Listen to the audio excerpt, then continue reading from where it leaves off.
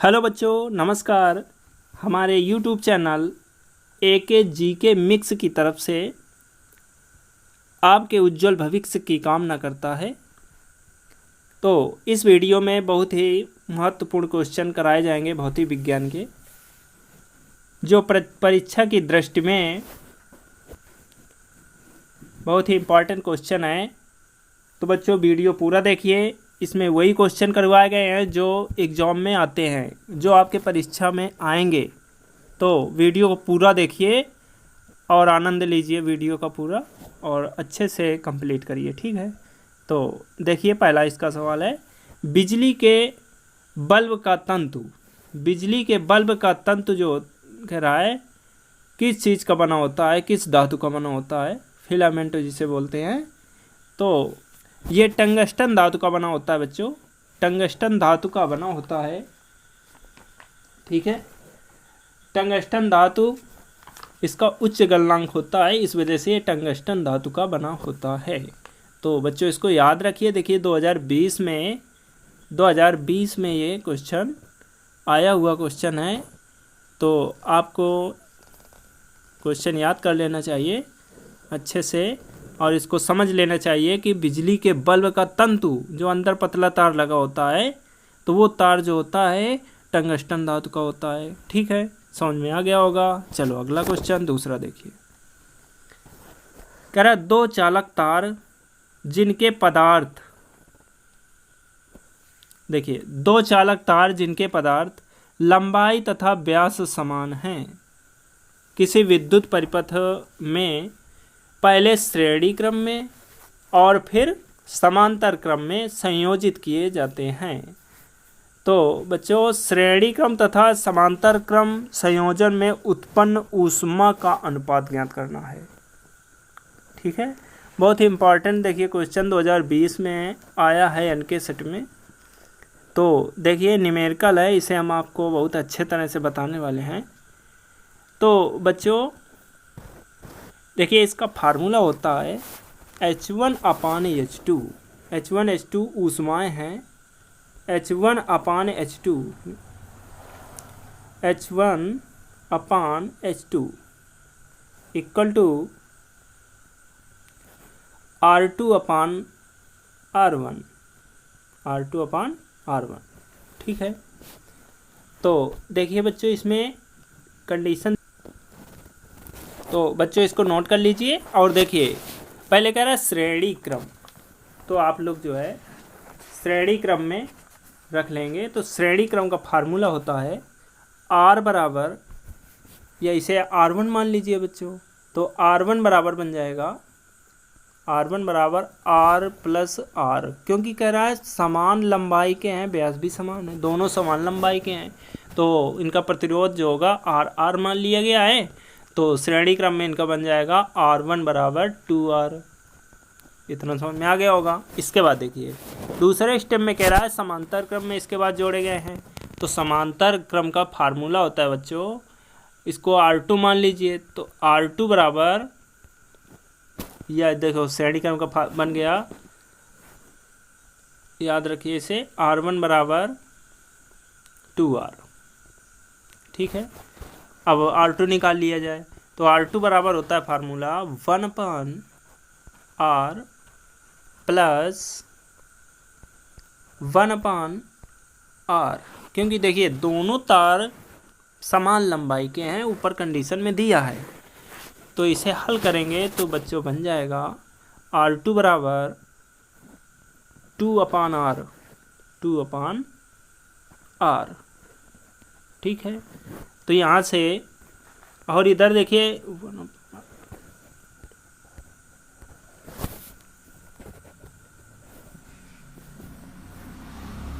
ठीक है, यहाँ 1/R2 होता है बच्चों। तो यहाँ से देखिए R2 बराबर हो जाएगा R/2, R/2, ठीक है। तो ये R2 आ गया। अब देखिए इसमें मान रख लीजिए, ठीक है, मान रखो। H1/H2 बराबर R2/R1 है, तो मान रख लो। क्या आएगा? R2 देखिए है R/2, R2 क्या है R/2, रखो 2, R/2 अपान और ये R1 क्या है, 2R है, 2R रख लीजिए।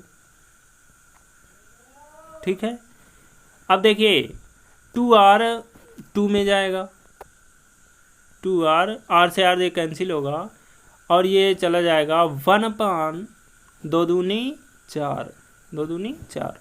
तो देखिए H1/H2 अर्थात ऊष्माओं का अनुपात आ गया H1 अनुपात H2 इक्वल टू 1/4, 1/4।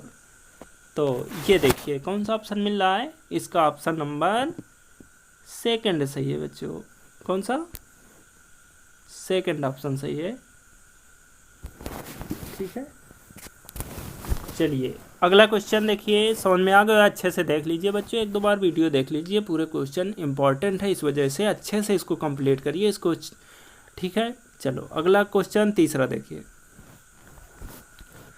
तीसरा सवाल देखिए लग रहा है, चलो स्क्रीन में लग चुका है। तीसरा सवाल देखिए, 1.5 वोल्ट विद्युत वाहक बल के सेल का आंतरिक प्रतिरोध 3 ओम है, तो सेल से प्राप्त धारा का अधिकतम मान होगा। देखिए बच्चों 1.5 दिया हुआ है विद्युत वाहक बल और आंतरिक प्रतिरोध स्मॉल r दिया है और सेल में धारा पूछ रहा है। क्या पूछ रहा है, 3.5 आवत है आंसर का। तो देखिए बच्चों इसमें दिया हुआ है E बराबर 1.5, E बराबर V होता है, क्योंकि देखिए वोल्ट मात्रक V का भी होता है और वोल्ट मात्रक विद्युत वाहक बल E का भी होता है, तो इस वजह से E बराबर V होगा। ठीक है, E बराबर V। ठीक है, हाँ ठीक है। तो देखिए V बराबर फार्मूला होता है बराबर IR, तो यहाँ से R बराबर क्या बनेगा, R इसमें देखो धारा कह रहा है, ज्ञात कीजिए अधिकतम धारा का मान क्या होगा, तो I बराबर बच्चों बन जाएगा V/R, I बराबर V/R। ठीक है, अब देखिए V का मान 1.5 दिया हुआ है, तो यहाँ देखिए I बराबर 1.5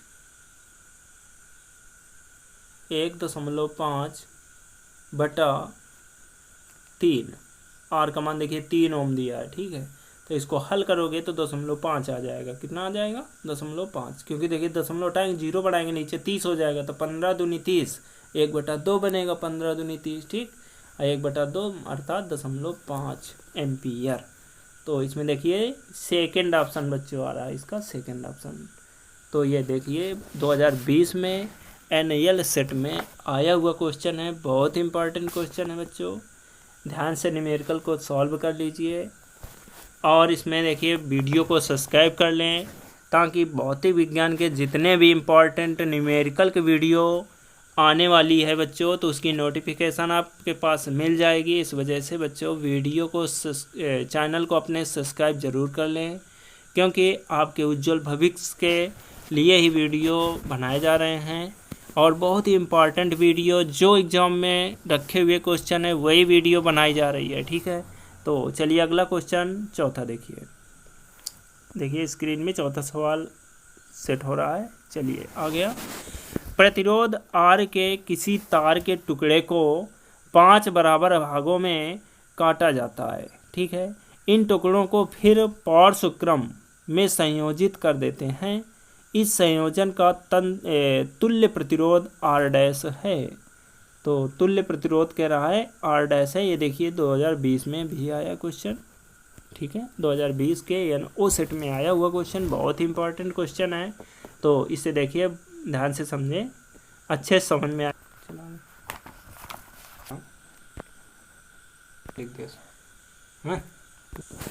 तो देखिए बच्चों प्रतिरोध R दिया एक, ठीक है, तो प्रतिरोध तार R है, इसको कह रहा है कि तार के टुकड़े को 5 बराबर भागों में काटा जाता है।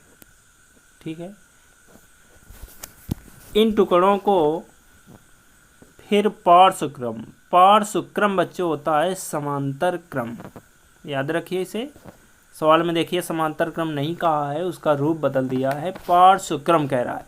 ठीक है, तो पार्श्व क्रम में इसको व्यवस्थित किया गया है। 5 टुकड़े जो काटे गए हैं उसे पार्श्व क्रम में व्यवस्थित किया गया है। तो इसका देखिए फार्मूला बन जाएगा। आर तो देखिए अपना दिया हुआ है। ठीक है, अब देखिए पार्श्व क्रम को किस प्रकार से सॉल्व करेंगे।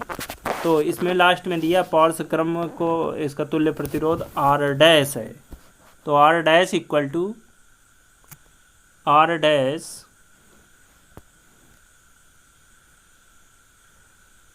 One upon R dash equal to, देखिए 5 टुकड़े हैं तो क्या हो जाएगा, 5 टुकड़े हैं तो ये हो जाएगा 5/r। ठीक है बच्चों, इतना समझ में आ गया होगा। पार्श्व क्रम का सूत्र होता है 1/r बराबर 1/r1 plus 1/r2 plus 1/r3। ठीक है, इस प्रकार से होता है। तो देखिए 5 टुकड़े हैं तो 5/r हो जाएगा। ठीक है, तो यहाँ से r डैश बराबर क्या आएगा, r डैश बराबर r/5, इतना आ जाएगा r/5। ठीक है, अब देखो बच्चों पूछ रहा है कि r/r डैश का मान है, r/r डैश का मान ये देखिए पूछ रहा है। तो r/r डैश बराबर, मान रख लीजिए बच्चों, r का तो r है। ठीक है, r डैश की वैल्यू रख लीजिए 5। देखो r डैश की वैल्यू कितनी है, r/5, r/5 रख लीजिए। ठीक है, 5 देखिए सबसे ऊपर चला जाएगा और r कट जाएगा और 5 ऊपर चला जाएगा। ठीक है, तो कितना आ जाएगा 5, इसका करेक्ट आंसर हो जाएगा। ठीक है, तो देखिए ऑप्शन नंबर 3 मिल रहा है इसका बच्चों, 3rd ऑप्शन सही है। ठीक है, चलो समझ में आ गया हो गया। देखिए ये भी 2020 में आया था, कितना इम्पोर्टेंट न्यूमेरिकल है। ठीक है, तो सारे बच्चे इसे अच्छे से कंफर्म कर लें, 1-2 बार इसको देख लें ताकि अच्छे से समझ में आ जाए। ठीक है, और बच्चों वीडियो को पूरा देखिए, इसी प्रकार के इम्पॉर्टेंट क्वेश्चन पूरे वीडियो में हैं और जो कि आपके एग्ज़ाम में निश्चित एक पेपर में बनता है क्वेश्चन। ठीक है, और यदि बच्चों चैनल को सब्सक्राइब कर लेंगे, अधिकतर बच्चे कर लिया है, और जो बच्चे यदि नए जुड़े हैं तो चैनल को सब्सक्राइब कर लें ताकि इसके बाद, इस वीडियो के बाद हम न्यूमेरिकल की वीडियो डालेंगे, भौतिक विज्ञान के न्यूमेरिकल, महत्वपूर्ण न्यूमेरिकल, जो कि अक्सर परीक्षाओं कभी कभी पूरा न्यूमेरिकल सेट ही दे देते हैं। ठीक है, तो न्यूमेरिकल का वीडियो आने वाला है, सब्सक्राइब कर लीजिए तो नोटिफिकेशन आ जाएगी। चलो अगला क्वेश्चन 5वां देखिए। किसी विद्युत परिपथ में बहने वाली धारा विद्युत धारा का मात्रक है। तो देखिए विद्युत धारा का मात्रक क्या होता है बच्चों, मालूम होगा, एम्पियर। क्या होता है, एम्पियर।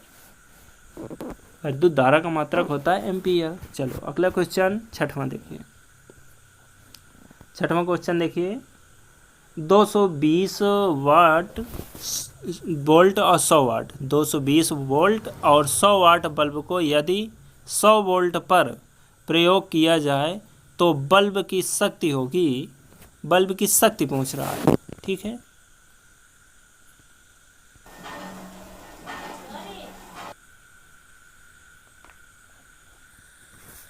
तो बच्चों देखिए बहुत ही इंपॉर्टेंट सवाल 2019 में आया था, इस वर्ष भी आ सकता है, इस वजह से ध्यान से समझें। देखिए 220 वोल्ट V का मान दिया है, 100 वाट P का मान दिया है। ठीक है, तो यहाँ से धारा निकाल लीजिए, P बराबर VI फार्मूला होता है। अब देखिए यदि कह रहा है इसे 100 वोल्ट पर प्रयोग किया जाए तो बल्ब की शक्ति देखिए क्या होगी। तो यहाँ से P बराबर पुनः लगा दीजिए VI, तो यहाँ पर देखिए 100 इसका करेक्ट आंसर आ जाएगा। ठीक है, लगा लीजिए P बराबर VI फार्मूले से, P बराबर VI, P बराबर VI फार्मूला होता है बच्चों, P बराबर VI। ठीक है, तो ये बहुत ही इंपॉर्टेंट देखिए क्वेश्चन था, पर साल तो नहीं, इसके पहले वाले 2019 में आया हुआ है, तो इसे अच्छे से कंप्लीट कर लीजिए। ठीक है, चलिए अगला 7वां सवाल देखिए, स्क्रीन में सेट हो रहा है। चलो देखो, तो देखिए बच्चों 7वां सवाल, निम्न परिपथ में A एवं B बिंदुओं के बीच तुल्य प्रतिरोध है। तो बच्चों इसमें देखो ए और बी के बीच 3 प्रतिरोध तार जुड़े हुए हैं। 1 ओम वाले जो 2 प्रतिरोध तार हैं ये समांतर क्रम में जुड़े हुए हैं, और 0.5 ओम का जो प्रतिरोध तार है ये इन दोनों प्रतिरोधों के तुल्य प्रतिरोध के साथ श्रेणी क्रम में जुड़ा हुआ है। तो बच्चों इसमें देखिए 1 ओम के जो 2 प्रतिरोध तार हैं समांतर क्रम का तुल्य प्रतिरोध इनका निकाल लिया जाए। तो देखिए इसका फार्मूला होता है समांतर क्रम का 1/R बराबर 1/R1 plus 1/R2 plus 1/R2। ठीक है, मान देखिए रख लेंगे तो 1/1 धन 1/1 करेंगे तो देखिए हो जाएगा 2। तो यहाँ से देखिए ये अपोजिट है तो R बराबर हो जाएगा 1/2। R बराबर 1/2। ठीक है, अब देखो 1/2 मतलब होता है 0.5 बराबर 0.5 ओम। अब देखिए बच्चों ये इसका तुल्य प्रतिरोध जो आया तो ये 0.5 आया। कितना आया? 0.5। ठीक है,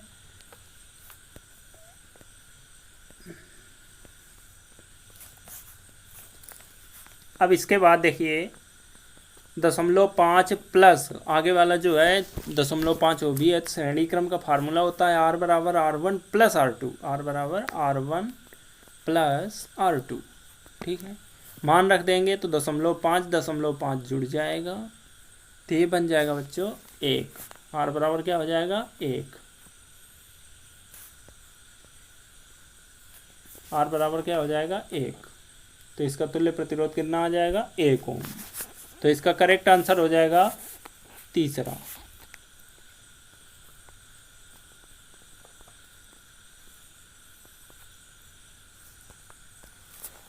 तो इसका तीसरा करेक्ट आंसर हो जाएगा बच्चों 0.5 देखो जोड़ोगे तो 1 आएगा। ठीक है, चलो तीसरा आंसर करेक्ट होगा। चलिए अगला क्वेश्चन देखिए 8वां।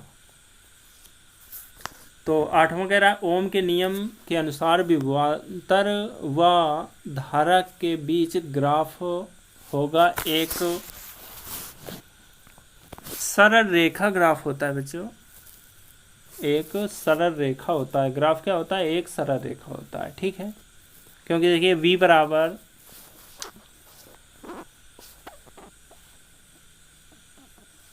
IR, v बराबर क्या होता है? Formula IR।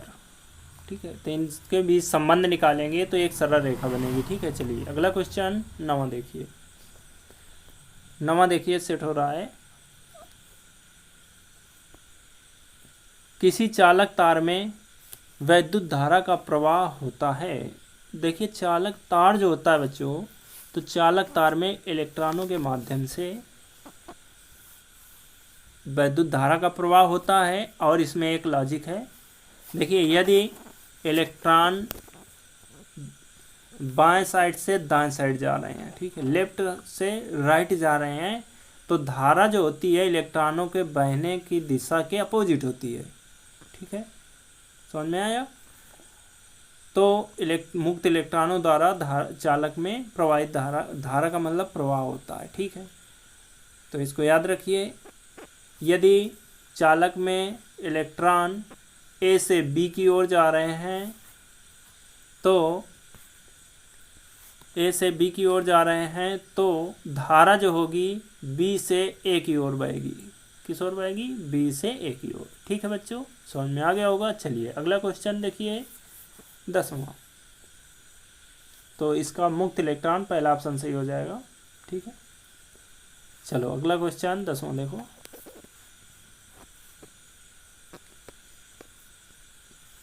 ये देखिए 10वां क्वेश्चन, निम्नलिखित में से कौन सा पद वैद्युत शक्ति को सही निरूपित करता है? वैद्युत शक्ति को कह रहा है सही निरूपित करता है। तो देखिए वैद्युत शक्ति P बराबर VI होता है बच्चों, फार्मूला P बराबर VI।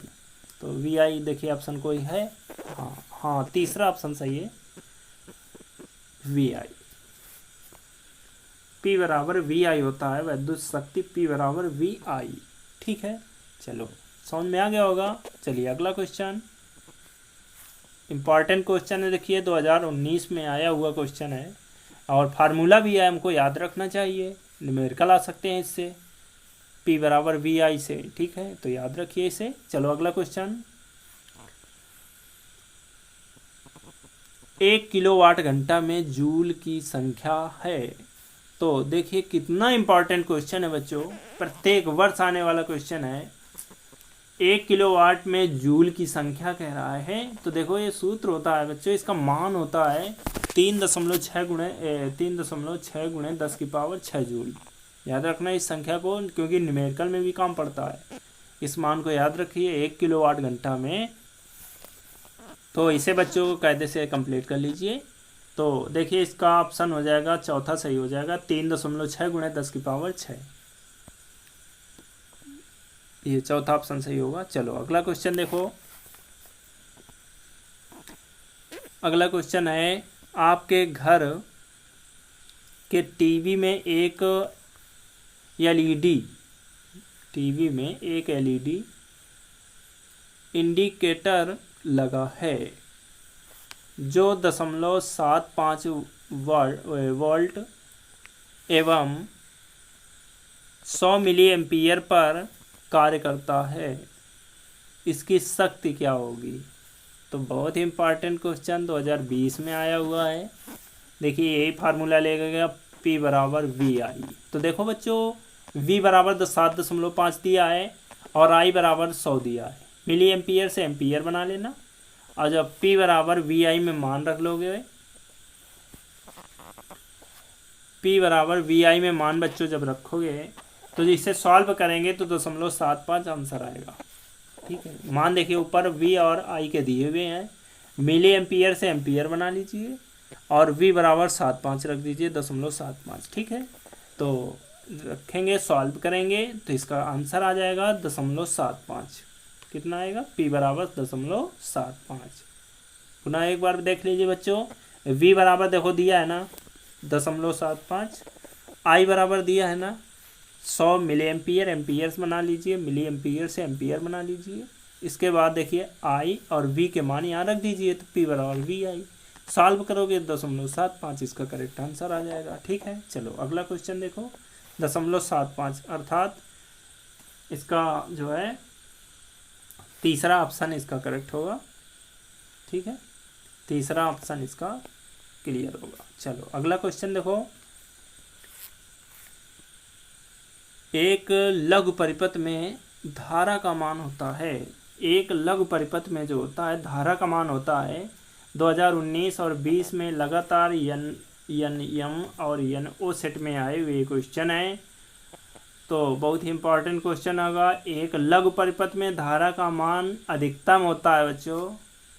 ठीक है, लघु परिपथ में धारा का मान अधिकतम होता है और दीर्घ परिपथ में धारा का मान न्यूनतम होता है। ठीक है, याद रखना इसे। लघु परिपथ कह रहा है, इस वजह से धारा का मान अधिकतम होगा। चलो अगला जो क्वेश्चन है, तो अगला क्वेश्चन देखें।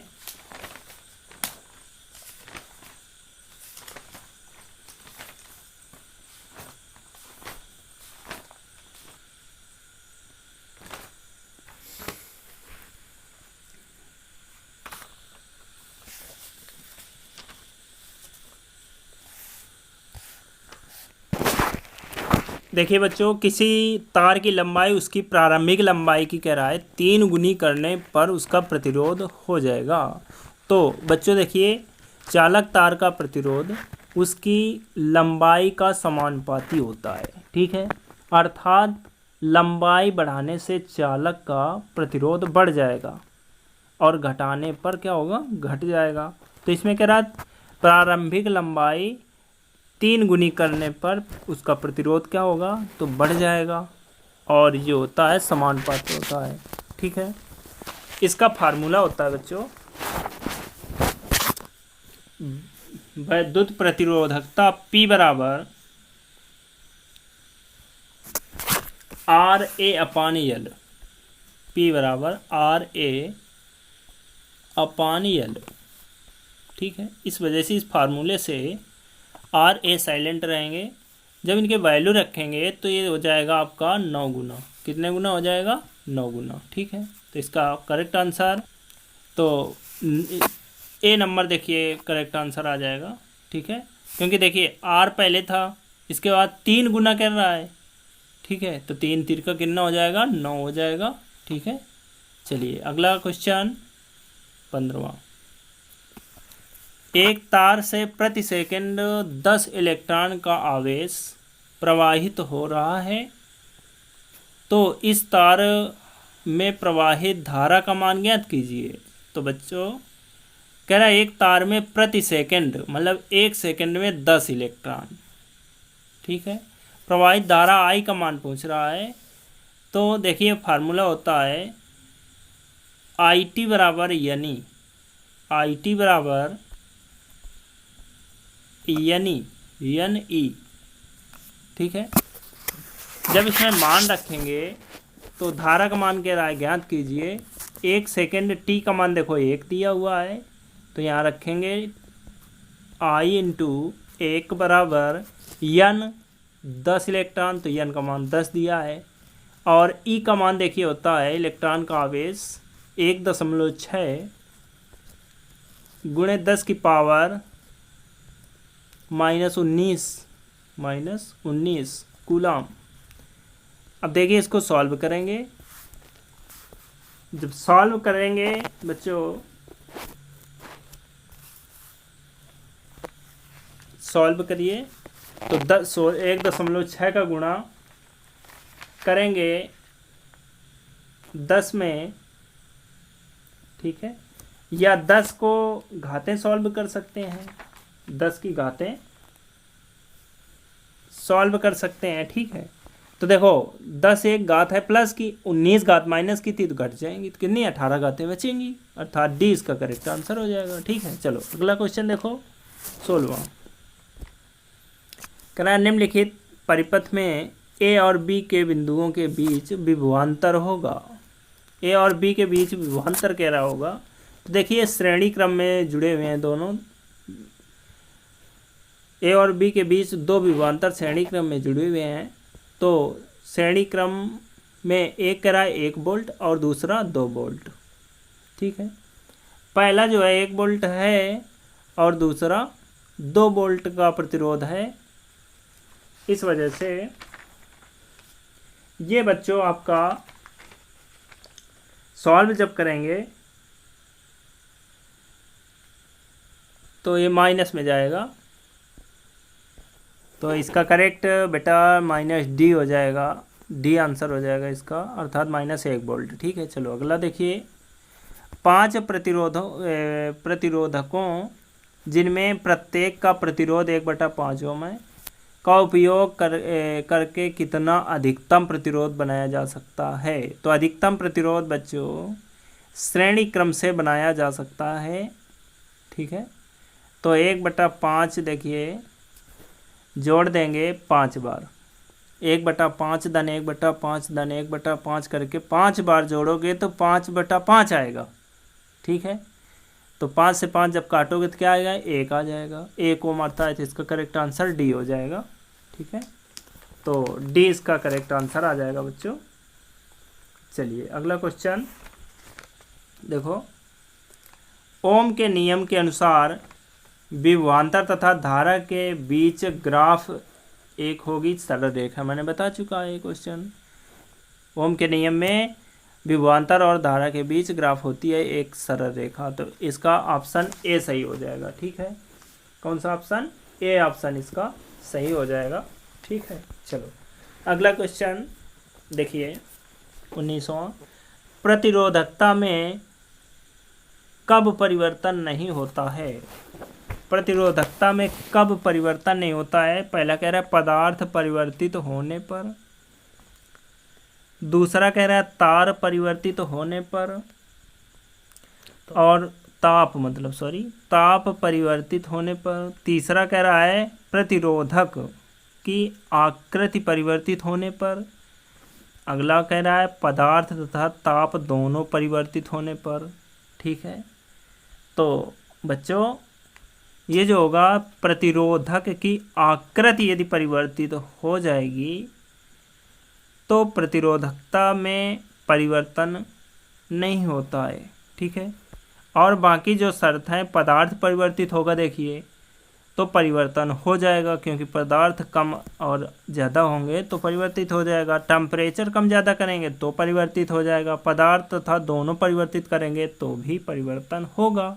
और प्रतिरोधकता की आकृति बदलेंगे तो उसमें परिवर्तन नहीं होगा। ठीक है, तो इसका सी आंसर करेक्ट होगा। चलो अगला क्वेश्चन देखिए।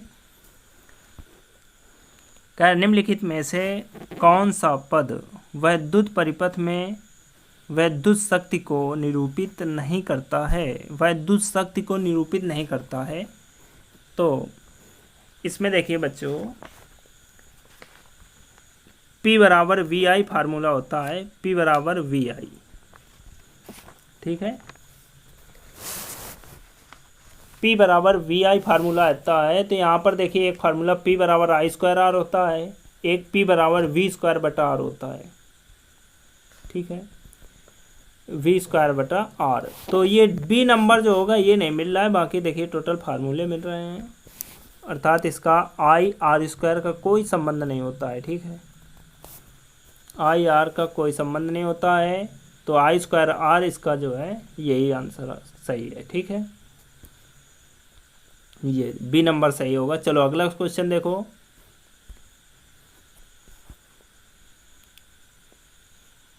किसी विद्युत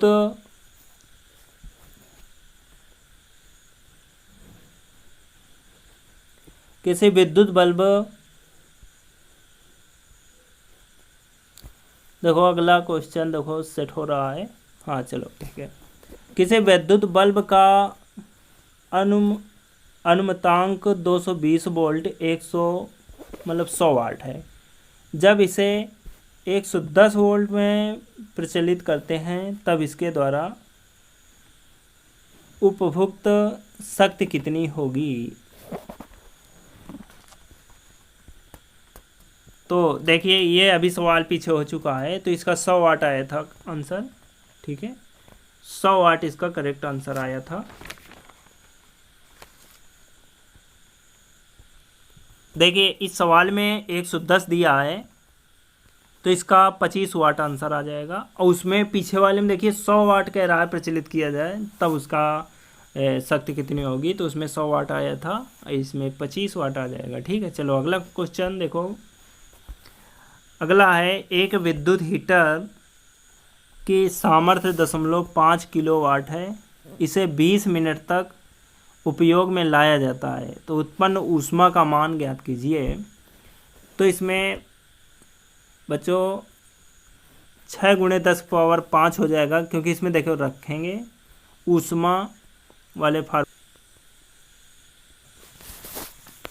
तो देखिए बच्चों इसमें दिया है P बराबर 0.5 किलोवाट दिया है, तो वाट बना लेंगे, तो 0.5 × 10⁻³ कर लीजिए। ठीक है, इसके बाद देखिए दिया है T बराबर 20 मिनट, T बराबर 20 मिनट, मिनट से सेकंड बनाएंगे तो इसमें 60 का गुणा कर लीजिए। ठीक है, इंटू 60 कर लीजिए। अब देखिए फार्मूला लगाएंगे, W बराबर PT, W बराबर P इंटू T बराबर H होता है, बराबर H। तो यहाँ मान रख लेंगे बच्चों। P का मान देखो क्या दिया है, 0.5 × 10⁻³ 0.5 × 10⁻³ इंटू T का मान दिया देखिए 6 दूनी 12, 12 × 10⁻², 12 × 10⁻² हो जाएगा। 20 × 60 करेंगे तो 6 दूनी 12, 1200 हो जाएगा, तो 1200 को लिख सकते हैं 12 × 10⁻²। ठीक है, चलो देखिए घातें हो जाएंगी 3 2 5, 5 घातें हो जाएंगी। ठीक है, तो इसको सॉल्व करिए। अब 12 × 60 तो 6.0 × 10⁻5, 6.0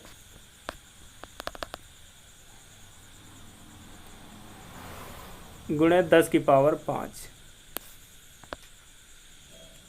तो ये बन जाएगा 6.0 × 10⁻5। ये इसका करेक्ट आंसर हो जाएगा। अर्थात पहला इसका ऑप्शन करेक्ट है। ठीक है, 6.0 गुणे 10⁵ जूल। चलो समझ में आ गया होगा बच्चों। चलो अगला क्वेश्चन देखिए, 1 किलो वाट घंटा में जूल की संख्या कितनी होती है? 1 किलो वाट घंटा कह रहा है में जूल की संख्या कितनी होती है? तो बच्चों 36 गुणे 10⁵ जूल होता है। ठीक है, 1 किलो वाट घंटा कह रहा है, तो 1 किलो वाट घंटा में 36 गुणे 10⁵ जूल इसका करेक्ट आंसर होता है। ठीक है, चलो अगला क्वेश्चन देखिए, एक अश्व शक्ति बराबर होता है 746 वाट। ये तो सभी बच्चों को पता होगा, 746 वाट। ठीक है, तो ये सारे बच्चों को पता है 746 वाट। चलो अगला क्वेश्चन,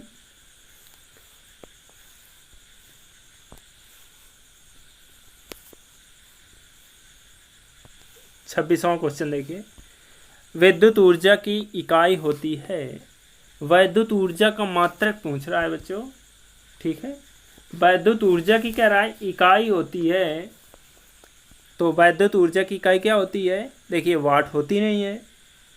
ठीक है, किलोवाट होती नहीं है, किलोवाट प्रति घंटा नहीं होती है, किलोवाट घंटा ये इसकी वैद्युत ऊर्जा की इकाई होती है, किलोवाट घंटा। ठीक है, चलो अगला क्वेश्चन देखो, एक विद्युत बल्ब पर 100 वाट 250 वोल्ट लिखा है, तो इसका प्रतिरोध होगा। तो बच्चों इसका प्रतिरोध देखिए निकालना है, तो इसका फार्मूला देखिए P बराबर VI होता है, P बराबर VI। तो देखिए यहाँ पर देखो दिया क्या है, V दिया है, मान रख लीजिए। तो देखिए P बराबर VI होता है, तो मान रख लीजिए। इसमें I बराबर देखिए सूत्र होता है V बराबर IR ओम के नियम से, तो I बराबर V/R होगा बच्चों। तो I के स्थान पर जब V/R रखेंगे तो ये हो जाएगा V²/R, V²/R। तो देखिए V का मान दिया है 250। ठीक है, वर्ग करेंगे तो 250 गुणे 250 करेंगे।